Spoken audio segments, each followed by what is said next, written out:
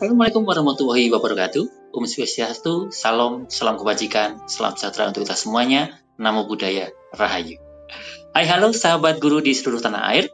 Pada kesempatan kali ini kita akan membahas tentang penyesuaian pengguna masa transisi terkait dengan pengelolaan kinerja guru. Nah, yang pertama jika seorang guru ASN mendapatkan penugasan sebagai pelaksana tugas atau PLT kepala sekolah. Nah, ini apa dan bagaimana?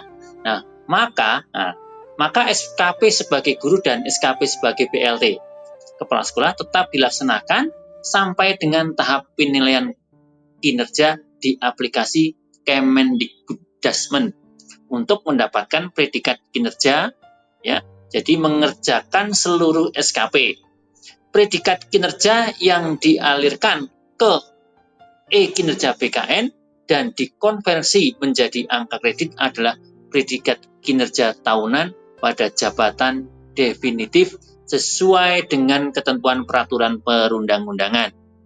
Jadi khusus bagi guru PLT kepala sekolah yang bertugas di sekolah yang sama, maka jabatan guru akan dinilai oleh kepala dinas atau tim kerjanya.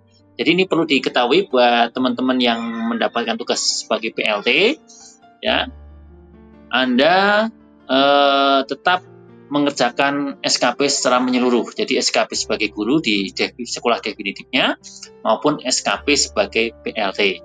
Namun jika sebagai PLT di sekolah yang sama, di tempat definitif, sebagai guru juga sebagai PLT, maka yang akan menilai adalah kepala dinas pendidikan setempat. Nah, ini perlu dicermati teman-teman. Kemudian yang kedua, jika seorang pegawai ASN diperbantukan di sekolah swasta, ini bagaimana? Ya, maka pegawai tidak perlu melanjutkan pengelolaan kinerja di PMM. Pegawai dapat melakukan pengelolaan kinerja di e-kinerja BKN sesuai dengan alur atau UNOR, ya, dan atasan yang tersedia di e-kinerja. Jika data perencanaan kinerja di aplikasi Kemendikbuddasmen telah mengalir ke e-kinerja, silakan melanjutkan proses pengelolaan kinerja di e-kin. Nah, ini perlu diketahui teman-teman, untuk teman-teman guru ASN yang diperbantukan di sekolah swasta, sekali lagi tidak perlu melanjutkan pengelolaan kinerja di PMM atau platform Merdeka Belajar. Nah, jangan sampai nanti bingung, wah ini saya ngajarnya di swasta, ini bagaimana? Nah, ini perlu diketahui, tidak perlu mengerjakan kinerja atau pengelolaan kinerja di PMM ya buat teman-teman ASN yang diperbantukan di sekolah swasta. Kemudian yang ketiga adalah jika pegawai ASN di luar ruangan. Selanjutnya adalah jika seorang pegawai ASN di luar naungan Kemendikbuddasmen atau Pemda menjadi BLT kepala sekolah di sekolah negeri, misalnya Kemenperin ya, Kemenperin KLH. Nah, ini bagaimana? Jadi terdapat dua skenario. Skenario yang pertama, jika pegawai tercatat datanya di Dapodik, maka bisa melanjutkan pengelolaan kinerja di aplikasi Kemendikbuddasmen. Yang kedua, jika terdapat, jika tidak tercatat datanya di Dapodik dengan menyertakan nama lengkap, nama instansi, nama satuan pendidikan, UNOR, dan NPSN-nya untuk diinvestigasi lebih lanjut. Jadi bisa menghubungi pusat bantuan ya. Jadi ini perlu diketahui teman-teman semuanya, bila teman-teman pegawai ASN di luar naungan Kemendikbuddasmen tapi mendapat atau menjadi PLT di KS di sekolah negeri, ya maka ada dua skenario terkait dengan pengelolaan kinerjanya ya. Berikutnya adalah jika seorang pegawai ASN di satuan pendidikan dalam naungan Kemenak. Nah, ini ada tiga skenario ya. Jika pegawai tidak tercatat datanya di Dapodik, maka pegawai dapat melakukan pengelolaan kinerja di e-kinerja BKN ya. Kemudian jika pegawai tercatat datanya di Dapodik dengan status kepegawaian PNS Depak, maka pegawai dapat melakukan pengelolaan kinerja di e-kinerja BKN. Ya. jika pegawai tercatat datanya di Dapodik bukan dengan status kepegawaian PNS Depak, maka pegawai dapat hubungi operator Dapodik agar mengubah status kepegawaian Anda menjadi PNS Depak.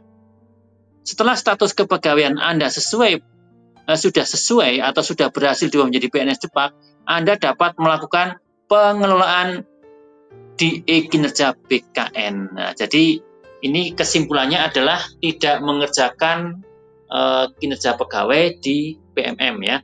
Misalnya buat teman-teman yang status kepegawaiannya adalah dari Kemenak atau Depak ya, kalau zaman dulu kan Depak, Departemen Agama, kalau sekarang Kementerian Agama, kemudian ditugaskan ya di satuan pendidikan di satuan pendidikan dalam naungan Kemenak. Nah, ini Bapak Ibu semuanya tidak perlu mengerjakan di PMM, tapi langsung di e-kinerja. Asalkan di dalam Dapodik itu statusnya adalah kepegawaiannya adalah PNS Kemenak atau PNS Depak. Saya kira cukup jelas ya teman-teman. Barangkali ada yang kurang jelas, silahkan bisa kita diskusi di kolom komentar. Dan yang selanjutnya ini teman-teman semuanya, yang kelima adalah jika seorang pegawai ASN sedang cuti di luar tanggungan negara atau CLTN, maka tidak perlu membuat SKP atau melakukan pengelolaan kinerja di sistem manapun terhitung semenjak penetapan pada SK cuti di luar tanggungan negara itu. Ini sesuai dengan peraturan atau regulasi yang berlaku. Jadi sekali lagi buat teman-teman yang cuti di luar tanggungan negara, itu tidak melakukan pembuatan SKP. Kemudian yang keenam adalah jika seorang pegawai ASN bekerja di sekolah luar negeri atau SILN, maka pegawai tidak perlu melanjutkan pengelolaan kinerja di PMM. Pegawai hanya membuat SKP dan melakukan pengelolaan kinerja di e-kinerja BKN sesuai dengan alur, unor, dan atasan yang tersedia di e-kinerja. Nah, ini buat teman-teman yang mengajar di sekolah luar negeri, tidak perlu mengerjakan di PMM ya. Jadi cukup langsung di e-kinerja saja. Kemudian yang ketujuh adalah seorang pegawai ASN yang sedang tugas belajar. Ada mekanismenya ya. Jadi yang berlaku adalah untuk tugas belajar dengan biaya instansi, pegawai bisa memproses pengelolaan kinerjanya melalui e-kinerja BKN. Kemudian untuk tugas belajar mandiri, karena masih bertugas di satuan pendidikan, tetap mengisi SKP dan melakukan pengelolaan kinerja melalui aplikasi Kemendikdasmen. Nah, ini perlu dicermati teman-teman yang sedang tugas belajar ya, untuk yang biaya instansi atau yang tugas mandiri. Jadi kalau untuk yang biaya instansi tetap melakukan pengelolaan kinerja melalui kinerja BKN ya. Sedangkan untuk yang mandiri itu tetap mengisi SKP dan pengelolaan kinerja melalui aplikasi Kemendikdasmen. Kemudian yang terakhir ya, yang ke-8, jika seorang pegawai ASN keluar atau pensiun sebelum periode penilaian selesai, yang bersangkutan tetap membuat SKP di PMM hingga akhir periode kerja. Ini pernah terjadi juga buat teman-teman, ada seorang guru yang pensiun tapi tidak mengerjakan SKP-nya di BNN sampai periode terakhirnya ya. Nah, ini nanti akan cukup merepotkan bagi penilai ya, pejabat penilai yaitu kepala sekolah. Maka mohon dengan sangat teman-teman yang akan pensiun namun periodenya belum selesai, mohon tetap membantu kepala sekolah ya, dengan tetap mengerjakan SKP di PMM hingga akhir periode kerja. Nah, demikianlah teman-teman semuanya terkait dengan penyesuaian pengguna pada masa transisi pengelolaan kinerja. Ini tadi yang yang sering banyak pertanyaan adalah teman-teman yang status kepegawaiannya Kemenak, kemudian mengajar di satuan pendidikan sekolah negeri di naungan Kemendikdasmen ya atau Pemda. Nah, ini perlu diketahui teman-teman cukup mengerjakan di e-kinerja BKN saja. Oke, baik, sekali lagi buat teman-teman semuanya, bila ada yang perlu kita diskusikan silakan komentar ya berkomentar ya di ruang komentar kita akan diskusi bareng. Terima kasih atas perhatiannya. Semoga bermanfaat. Sampai jumpa di part berikutnya. Terima kasih.